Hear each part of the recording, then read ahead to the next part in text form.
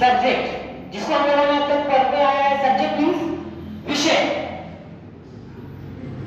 लेकिन जब हम लोग इंग्लिश स्पीकिंग और इंग्लिश ग्रामर करेंगे तो सब्जेक्ट का मतलब हो जाता है कर्ता। वैसे हर जगह सब्जेक्ट मीन्स विषय, लेकिन इंग्लिश स्पीकिंग और इंग्लिश ग्रामर के हिसाब से सब्जेक्ट मीन्स कर्ता।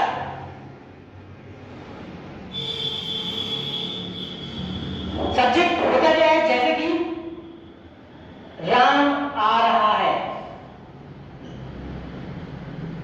इस वाक्य के अंदर कोई काम हो रहा है आने का। जो काम हो रहा है कि वर्ब, जो वर्ब किसी के द्वारा हो रहा है उसी को हम लोग कहते हैं subject. Ram is subject here. So definition is that subject worker is called subject। Worker काम करने वाला, काम करने वाला कर्ता कहलाता है। राम आ रहा है, आने का काम हो रहा है, कर रहा है राम, तो राम हमारा हो जाएगा subject. This is there are two types of subject, यानी कि कर्ता के दो प्रकार होते हैं। जैसे कि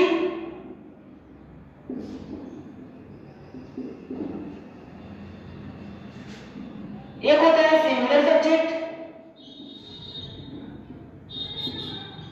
और एक होता है प्लूरल सब्जेक्ट। तो इस वाक्य के अंदर आपने देखा कि राम सब्जेक्ट है, लेकिन कर्ता दो प्रकार के, singular subject and plural subject. तो अब ये सिंगुलर है कि प्लूरल है हमें नहीं पता, तो इसके बारे में हम लोग नीचे पढ़ते हैं। He she it name of one person. Name of one person का मतलब एक लोगों का नाम। जैसे कि प्लूरल में I we, you they, more than one person. More than one person means एक नाम से अधिक। तो अगर ये सब्जेक्ट आते हैं तो सिंगुलर होंगे और ये सब्जेक्ट आते हैं तो प्लूरल होंगे। तो इस वाक्य के अंदर राम आ रहा है, राम हमारा सब्जेक्ट, लेकिन सब्जेक्ट के दो पार्ट, singular subject and plural subject. तो राम हमारा हो जाएगा सिंगुलर सब्जेक्ट। नेक्स्ट एग्जांपल, मैं पढ़ा रहा हूं। इसके अंदर पढ़ाने का काम हो रहा है, कर रहा हूं मैं। तो मैं इसमें कि इसमें आई मींस मैं, तो आई यहां पे है तो ये हमारा सब्जेक्ट कौन सा सब्जेक्ट हो गया, plural subject.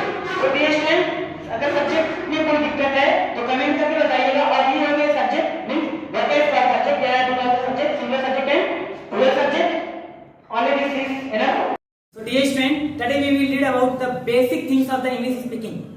To speak the English, सबसे छोटी सी चीज होती है और सबसे जरूरी इंपॉर्टेंट चीज होती है इंग्लिश स्पीकिंग की। और डेली लाइफ में हम लोग इसको बोलते हैं, जैसे कि हम बोलते हैं जाइए, आइए, खाइए, बैठिए, पढ़िए। तो इसको हम लोग एडवांस इंग्लिश में बोलेंगे तो इसको बोलते हैं जरा जाइए, जरा खाइए, जरा पढ़िए, जरा मोबाइल चलाइए। तो इसको हम लोग इंग्लिश में कैसे बोल सकते हैं, उसके लिए हमें पढ़ना पड़ेगा। जैसे कि जस्ट सेंटेंस, इसका नाम होगा जस्ट सेंटेंस। तो अभी इसका रूल क्या होगा, यानी कि सिंटेक्स क्या होगा।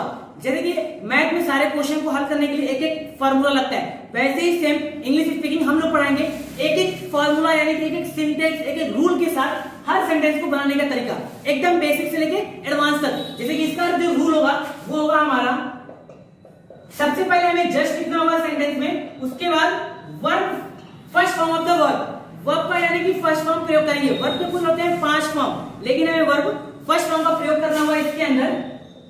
और सबसे लास्ट में हमें लिखना होगा ऑब्जेक्ट। अब हमें सेंटेंस पहचानने का तरीका क्या होता है कि ये हमारा सेंटेंस जस्ट सेंटेंस का है या दूसरे का है, उसके लिए हमें लिखना होगा सिंपटम। सिंपटम की मदद लेनी होगी। सबसे पहले हमारा होगा जरा या तो थोड़ा। वाक्य की शुरुआत में सबसे पहले होगा हमारा जरा या तो थोड़ा। उसके बाद एक वर्ब होगा, उस वर्ब के अंदर ऊ की मात्रा, ए की मात्रा और ओ की मात्रा आनी चाहिए। ये तीनों मात्रा इस वर्ब के अंदर आएगा, तो ये हमारा बन जाएगा जस्ट सेंटेंस। इसका रूल क्या होगा, सबसे पहले जस्ट लिखेंगे, यहाँ जो वर्ब होगा उस वर्ब की यहाँ इंग्लिश लिखेंगे, वो भी first form of the verb, और सबसे लास्ट में ऑब्जेक्ट, यानी कि इन दोनों को छोड़कर कुछ होगा तो यहाँ लिखते हैं। जैसे कि हमारा पहला एग्जांपल, जरा बैठिए।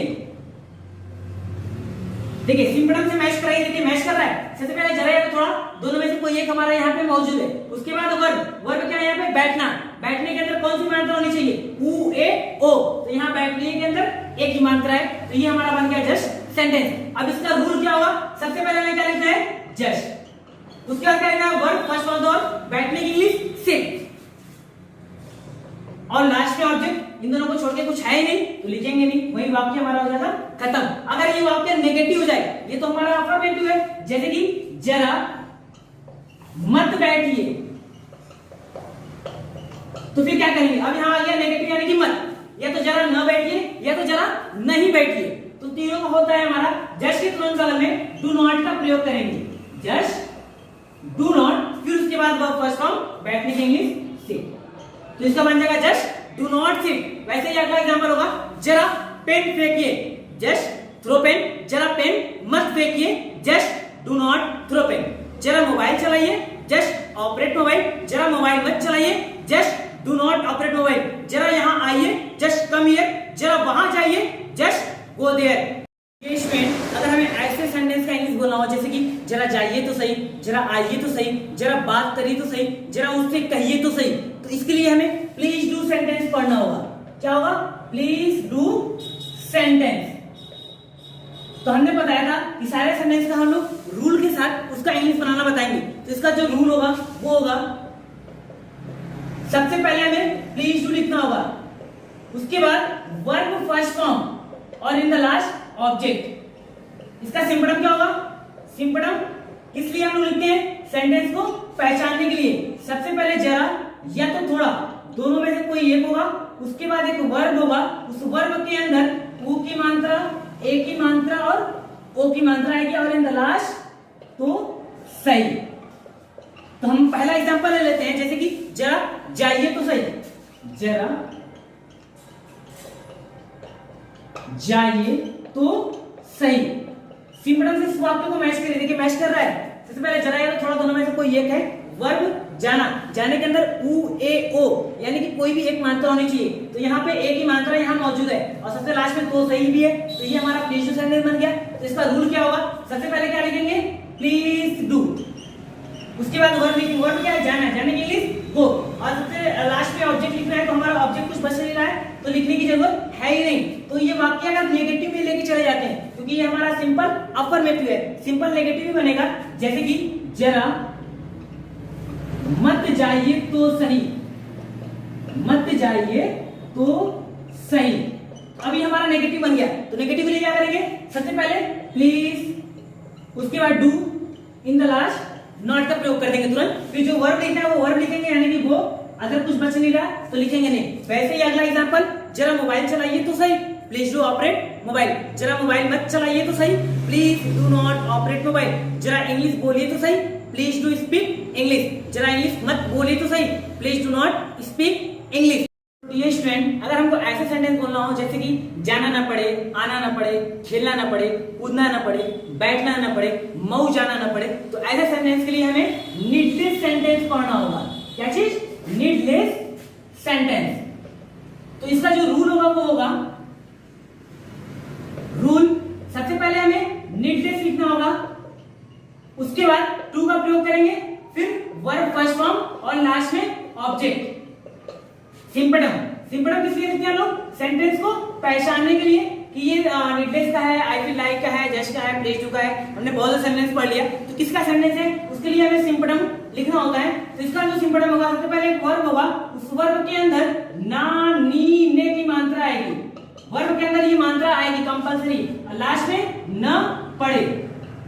तो जैसे कि हमारा पहला एग्जांपल होगा, खेलना न पड़े, खेलना न पड़े। तो स्टूडेंट इसको देखिए मैच कराइए सिंपटम से। सबसे पहले वर्ब है ना, वर्ब के अंदर ना लेने की मात्रा, वर्ब प्लस ना लेने, तो खेलना ना की मात्रा और लास्ट में ना पड़े, तो ये हमारा नीडलेस सेंटेंस हो गया। इसका जो रूल होगा वो होगा, सबसे पहले नीडलेस, उसके बाद टू, फिर वर्ब, वर्ब क्या है खेलना, खेलने के लिए प्ले। अब यहाँ पे ऑब्जेक्ट आया नहीं तो लिखेंगे नहीं, अगर ऑब्जेक्ट जैसे आ जाता है दोबारा खेलना ना पड़े तो क्या बनेगा, needless to play again, mobile चलाना ना पड़े, नीडलेस टू ऑपरेट मोबाइल, कपड़ा बेचना ना पड़े, नीडलेस टू सेल क्लॉथ, आना ना पड़े नीडलेस टू कम, इंग्लिश बोलना ना पड़े needless to speak English, English सीखना ना पड़े नीडलेस टू लर्न इंग्लिश। तो एक सेंटेंस आपके लिए जैसे कि इंग्लिश बोलने का प्रयास करना ना पड़े, तो इसका आंसर आप कमेंट बॉक्स में बताइए। And don't forget to follow नथवा लर्निंग इंस्टीट्यूट।